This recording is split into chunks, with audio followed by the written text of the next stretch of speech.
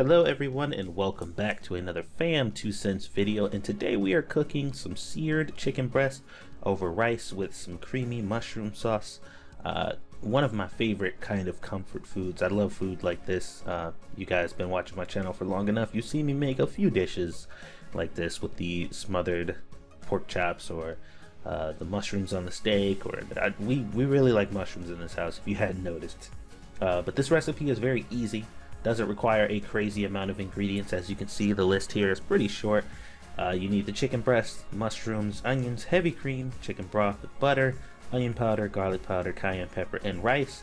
Amount of whatever items you're going to be using, or these items listed here, will vary depending on who you're cooking for, how many people, things like that. So just keep that in mind. So as you can see, for prep, the first thing we're doing here is we're going to cut up our vegetables. Here we have our mushrooms that we're just going to slice, and we're also going to dice up the onion a bit, and this is going to go into the mushroom sauce. Nothing too fancy, you know, keep it simple. You can slice your mushrooms, you can cut them in chunks, you can keep them whole, you know, however you want to do that. Really, it's completely up to you. The sauce is still got to pretty much come out the same. So I'll leave that up to personal preference. As you can see here, the chicken has already been seasoned and has been marinating for a little bit. We have the cayenne pepper, onion powder, garlic powder, and the salt and pepper on the chicken. And we put that in the fridge to marinate just for a little bit. Also, these chicken breasts were cut in half. Anytime I sear chicken breasts, I always cut them in half to make them thinner. They cook faster, and you know, you get like a much more even cook. You don't have to cook them as long, because really thick chicken breasts are pretty, in my opinion, they're kind of difficult to sear and cook right without burning, or getting them dry, because they're really thick. It takes a lot of time for the heat to penetrate, all that good stuff. So cut your chicken breasts in half. It makes them a lot easier to pan sear. Next order of business, we're going to go ahead and toss our chicken into our skillet here. What I put in the skillet is butter and olive oil. That is usually the combination I use for whenever I am frying up anything, pork chops or steaks, or, you know, chicken or anything like that. The butter olive oil combination is pretty good for me. And you're going to go ahead and just let those get a nice little char on one side. Cook them on one side on medium for about 6 minutes, 6 to 7 minutes, and then flip it over, cook it on the other side for about the same, and you're pretty much done. Fairly straightforward, nothing too fancy there. And we're going to use that delicious flavoring that gets built up from the bottom of the pan after cooking the chicken to make our sauce. And after your chicken's done, we're going to go ahead and take our chicken. I put it on a plate over to the side here, and I wrapped it in foil to keep a lot of that moisture in.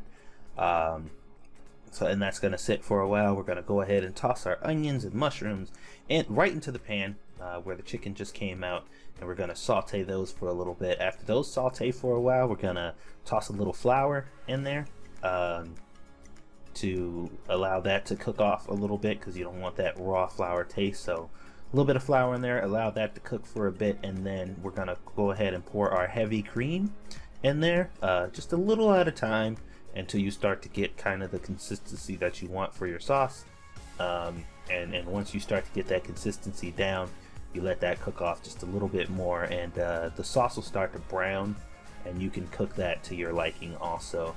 I did hit the mushrooms and the onions with a little bit of salt and pepper, just to up the ante just a little bit, or whatever, because a lot of that chicken flavor is going to go into there, but they do still need to be seasoned a bit, so that way your sauce isn't bland, because that can happen very easily. So once you do that, you let your sauce cook down. It'll start to thicken up because of the flour and everything, and once it's done, you should be good to go. As you can see here, the sauce starts to brown up really nicely, and at this point, you can kind of toss your chicken back into there and pour the juices that have accumulated on the plate that the chicken was on into there too, to give it some additional flavoring. I usually do that to just kind of infuse the chicken flavor into the sauce. You don't have to keep it in there. but I put it back into the sauce and just kind of stir it around a bit to infuse some of that flavor. You can slice your chicken at this point and put it over your rice, or you can just keep it whole. However you want to serve it, you can put the chicken to the side and just put the sauce over the rice. However you want to do it, it's your food. Present it however you want to. So before we do any of that, we need to go ahead and make our rice. I added a little chicken base to the water to make somewhat of a broth, and I hit that with a little bit of garlic powder and some salt and pepper for flavoring. I like my rice to be flavored. I don't really hate just plain white rice, but you know, I like flavor in my life, y'all. So you can feel free to do that if you want. If not, just make rice however you usually make it. This is how I decided to do it, so if you want to mimic that, then more power to you. If not, then just do your thing, man. But this is the base that I use there. It's gluten-free because I care about that for some reason. I don't. Somebody just bought that for me and I'm using it. But anyway, yeah, and once your rice is done, you can pretty much get ready to plate, and it is time to eat. And after that's all said and done, if you decide to cut your chicken and put it directly onto the rice, this is the beautiful plate that you get. It looks really good. You can go ahead and add your little mushroom sauce right over the top of it, and it's just it is a very hearty kind of stick to your ribs kind of dish. I really like it. It's really good, fairly easy to make. You can actually feed quite a few people with this. It's very good. I recommend you guys try it. It's one of Squishy's favorite dishes, although she likes pork when I do pork chops instead.